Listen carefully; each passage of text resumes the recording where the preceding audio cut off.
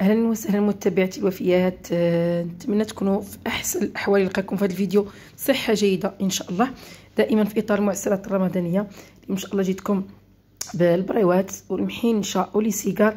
درت بريوات باللوز ومحينشه ولي سيجار درتهم بالكاوكاو، تقريبا نفس الحشوه، يعني نفس المقادير اللي كيكونوا في اللوز كنديرهم في هذا في الكاوكاو. كيجيو بنان بنان، يعني كل واحد على قد الجيب ديالو. يعني ممكن ديرهم باللوز ممكن ديرهم بالكاوكاو، كيجيو بنان بنان بنان وغزالين، مع طريقه ديال الطي ديالهم سهله يعني لجميع المبتدئات، وكيجيو مقرمشين ولداد وكيجيو هشاش. يعني ما كيجيوش قاصحين، كيجيو هشاش بزاف. يلا دابا ان شاء الله ندخلوا في المقادير ديالنا. عندي هنا 500 غرام ديال اللوز كما كتشوفوا، درتها في الهاشوار هاشيطها. زدت لها 200 غرام ديال السكر سنيده، يعني 500 غرام ديال اللوز كنزيد لها 200 غرام ديال سنيده. هو هنا كما كتشوفوا يعني صافي طحنات مزيان تعلكات. ودابا كنزيد لها واحد نص معلقه صغيره ديال القرفه، وكنزيد زبده هنا معلقه كبيره ديال المزهر، وكنزيد الزبده. هنا غادي الزبده كتكون على حساب الخليط ديالكم، يعني واش راه معلك بزاف غادي ما كيرفدناش الزبده بزاف، كاين شويه ناشف. يعني الزبده هنا كتبقى على حساب الخليط، يعني كنقولها ونأكد الزبده كتكون على حساب الخليط. اين فوا تشوفوا صافي بدات كدير لكم شكل كره صافي، يعني ما تزيدوش الزبده. هنا من بعد ما قطعت الورقه ديالي كما كتشوفوا انا هنا يعني كندير يعني تقريبا واحد 10 الحبات اولا اكثر في نفس الوقت.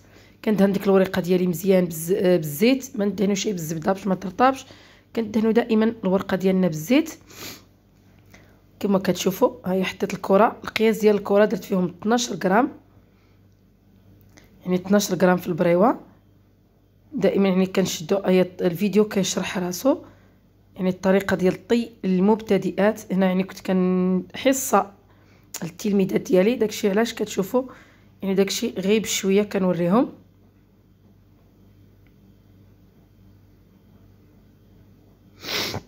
انا كنقبطهم كاملين هكا يعني حتى كنلويهم. ها هو الدقيق كما كتشوفوا في الجناب، يعني هذه اين فوا نساليهم صافي نلصقهم ونحطهم على جنب. هذه الطريقه كتسهل عليكم الخدمه، يعني بلاصه ما تبقاي ديري غير بالوحده وتقصوا تما نهار كامل. هذه يعني كديروا هذا نص كيلو ما كديروش فيه حتى 20 دقيقه.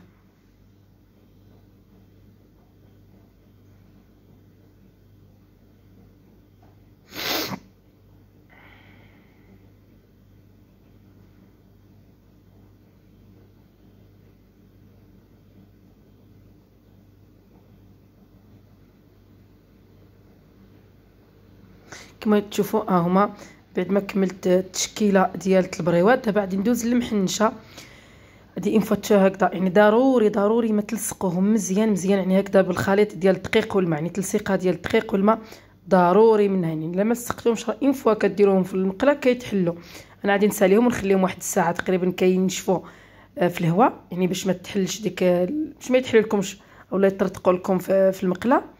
وندوزو ان شاء الله. غادي نحضر معكم تقريبا المحنشه بنفس الطريقه، غير هي بالكاوكاو، يعني نفس الطريقه اللي درت للوز غادي نديرها للكاوكاو، غير هي كتجي شويه مرخوفه.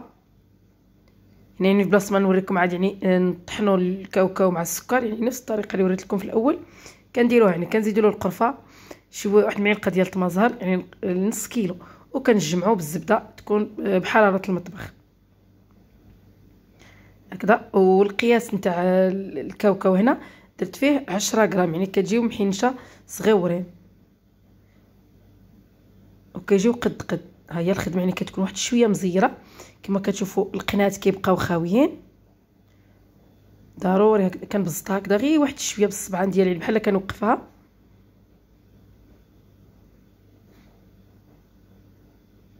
كنطويو هنا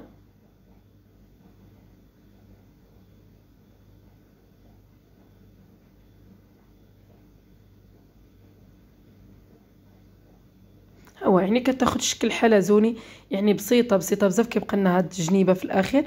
داكشي جبت لكم هنا نديرو غير 10 غرام، يعني باش يبقى لنا هاد الجنيبات باش تلصق. يعني كنديرو في الاسفل ديالنا ديال هذا، يعني كنديروا له شويه دقيق والماء وكنلصقوه في الجناب.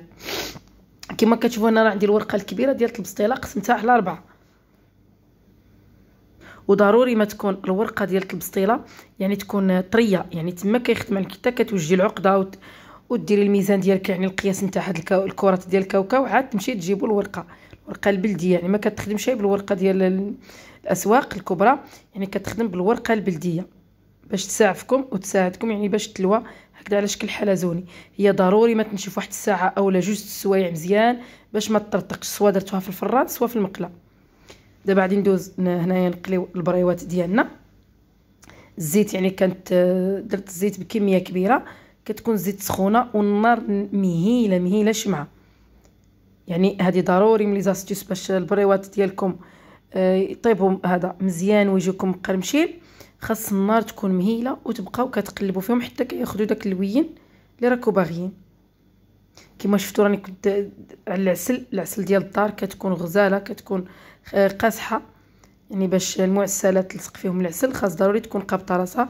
هنا انا كما تشوفوا يعني راه العسل ديالي كنت ديجا يعني طيبت فيها واحد جوج مقلات ديال البريوات. كما تشوفوا وحده راه طرطقات، يعني كانت ما تسداتش مزيان. ضروري داكشي اش كنقول لكم سدوا هذا البريوات ديالكم مزيان. كنخليهم هكذا في العسل حتى كيشربوا العسل مزيان، يعني باش يبقى لكم معسلين. وندوزو عاد ان شاء الله نطيبوا، يعني تتساليو كامل البريوات ديالكم باللوز، عاد كطيبوا موراهم الحويجات ديال القوقاو اولا الكاوكاو، لانه الا درتوهم كيطرطق. الا طرطقتكم غير شي وحده ديال الكاوكاو كتضيع لكم الزيت. هكا كنديروا الرويصات ديال هكذا في الزنجلان، هذا اختياري، ممكن ديروه ممكن لا، يعني داكشي كيبقى على حسابكم. ممكن انكم تخليوهم غير هكا، انا يعني كنفضلهم يبقاو لي عادي يعني بلا هاد الزنجلان، ولكن على حساب المنظر كندير فيهم الجنجلان البلدي. انا نفس الطريقه غادي ندير لي سيجار نص كيلو ديال الكاوكاو مطحون مزيان، يعني مع 200 غرام ديال السكر، زدت له معلقه ديال الزبده كبيره، هنايا تقريبا معلقه ديال المزهر، شويه ديال القرفه. ها هو حتى هنا الورقه قسمتها على 4.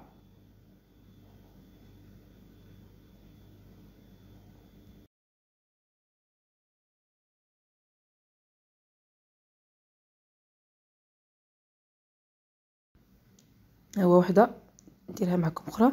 هنا من بعد ما دهنت الورقه ديالي بالزيت، ضروري ما دهنوها بشويه ديال الزيت، لان انا هنا كنستعمل الورقه في المحنشه والبريوات، كنستعمل الورقه اللي كتباع في الاسواق الكبرى، عكس المحنشه كنستعمل الورقه البلديه.